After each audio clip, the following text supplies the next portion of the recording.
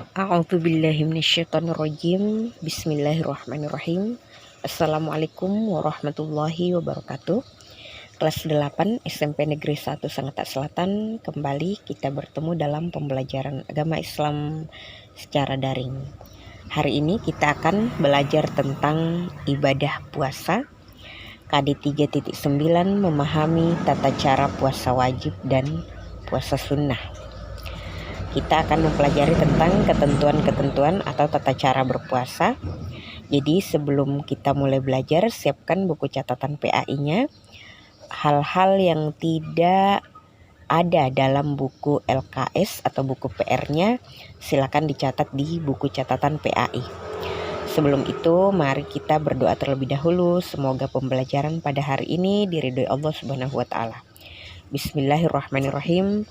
Raditu billahi robba wa bil islami dina wa bi muhammadin nabiyya wa rasulah.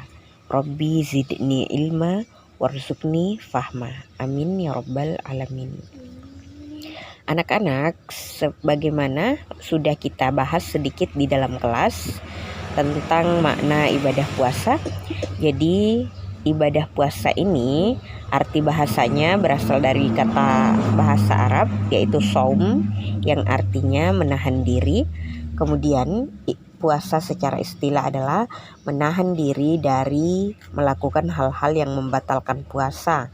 Apakah itu makan, minum, atau hal-hal lain, mulai dari terbit fajar shodiq sampai terbenam matahari, yang tentu kita mulai dengan niat. Kemudian sudah kita bahas juga di kelas pembagian jenis-jenis puasa berdasarkan hukumnya ya.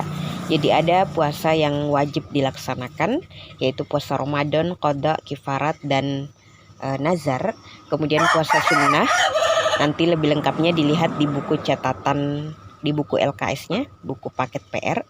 Kemudian ada juga puasa yang dilaksanakannya makruh, yaitu menghususkan berpuasa pada hari Jumat atau pada hari Sabtu saja misalnya ya. Kemudian ada puasa yang haram dilakukan yaitu pada hari raya. Apakah Idul Fitri, Idul Adha, atau hari Tasyrik.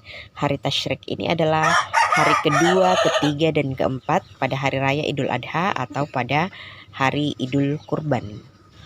Lanjut, syarat wajib puasa atau ketentuan-ketentuan yang mewajibkan seseorang harus berpuasa.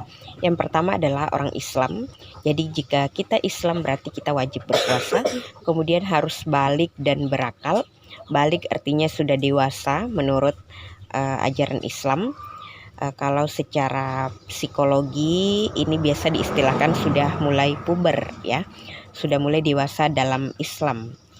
Kemudian dia harus berakal sehat, lalu suci dari haid dan nifas, tidak sedang haid atau nifas bagi perempuan.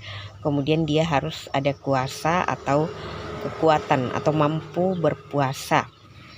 Nah, dari syarat-syarat yang mewajibkan tadi, nah ini dia orang-orang yang boleh tidak berpuasa. Dia tidak wajib berpuasa kalau dia adalah anak kecil, berarti tadi ya kebalikannya dia tidak balig. Kemudian orang gila, berarti dia tidak berakal sehat. Lalu orang sakit, orang tua, orang yang sedang hamil atau menyusui, itu semua boleh meninggalkan puasa, dalam hal ini puasa Ramadan.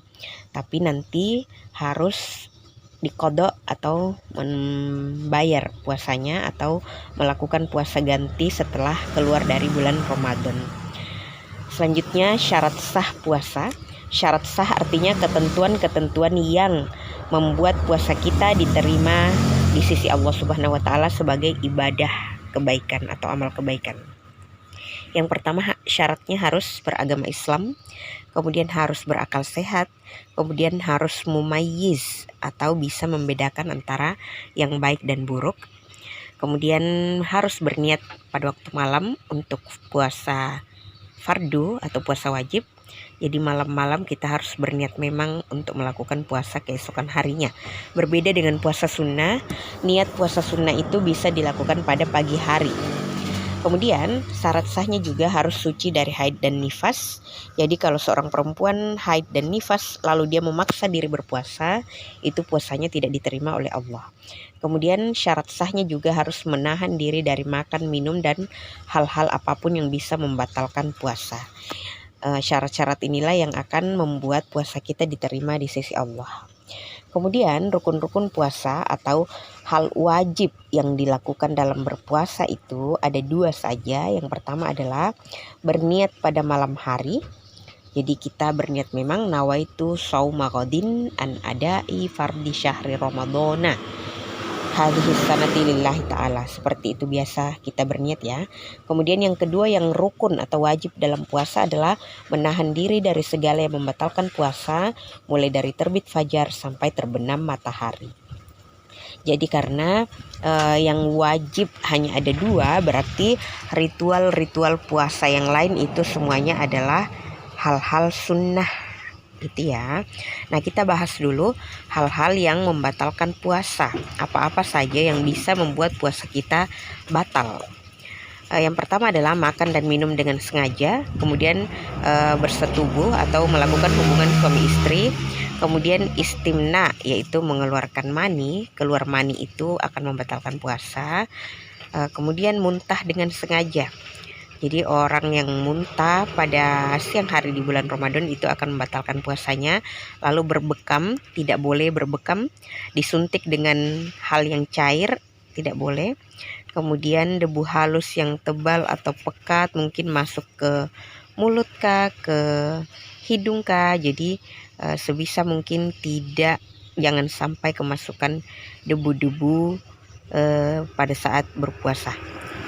Kemudian memutuskan atau membatalkan niat puasa, kemudian dengan sengaja menyelam mandi keramas-keramas pada siang hari di bulan Ramadan, karena itu dikhawatirkan ya akan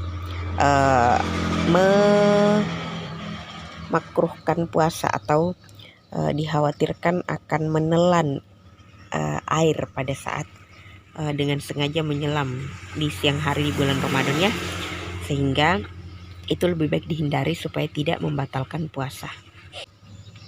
Lanjut sunnah-sunnah dalam berpuasa, melakukan sahur minimal hanya dengan seteguk air. Jadi itu adalah sunnah ya. Jadi tidak ada alasan, oh saya tidak puasa bu karena tadi malam tidak sahur misalnya. Itu sahur adalah ibadah sunnah yang amat sangat dianjurkan oleh Rasul karena terdapat banyak hikmah di dalamnya. Kemudian segera berbuka. Jadi sunnah juga menyegerakan kita berbuka begitu matahari tenggelam secara nyata, sudah masuk maghrib. Nah itu harus segera berbuka puasa, jangan ditunda-tunda. Nah disunahkan juga berbukanya memakan kurma atau air putih. Kemudian disunahkan memberi makan kepada orang yang berbuka puasa. Pahalanya sangat besar ya memberi makan orang yang berbuka puasa. Kemudian menjaga mulut dari kata-kata yang tidak berfaedah, apalagi menggunjing, itu jangan sampai dilakukan saat kita berpuasa. Kita harus menahan diri dari syahwat. Kita harus memperbanyak sedekah, membaca Al-Quran, berzikir. Kemudian memperbanyak iktikaf di masjid pada 10 hari terakhir di bulan Ramadan. Habis sholat maghrib, isya, tarawih. Nah biasanya orang-orang akan duduk iktikaf di masjid. Kemudian saat mengqada puasa nanti selesai Ramadan, disunahkan mengqadanya itu dilakukan secara berturut-turut. Nah itu adalah sunnah-sunnah, hal-hal yang baik kita lakukan pada saat berpuasa Ramadan supaya menambah pahala puasa Ramadan kita. Anak-anak, ini ada tabel qada dan fidyah Ramadannya. Kalau kita meninggalkan puasa, apa yang harus kita lakukan? Apakah kita mengganti puasanya atau membayar fidyah? Membayar fidyah ini adalah memberi makan orang miskin. Nah lihat, boleh dibaca sendiri tabelnya. Misalnya anak kecil itu tidak perlu mengqada mengganti puasa tidak perlu juga membayar fidyah. Kemudian orang gila yang tidak disengaja, ada ya orang gila disengaja. Jadi kalau orang gila yang tidak disengaja, memang dia benar-benar gila, itu tidak perlu mengganti puasanya dan tidak perlu membayar fidyah. Kalau dia gila disengaja berarti wajib mengganti puasanya, bukan bayar fidyah ya, karena gilanya disengaja.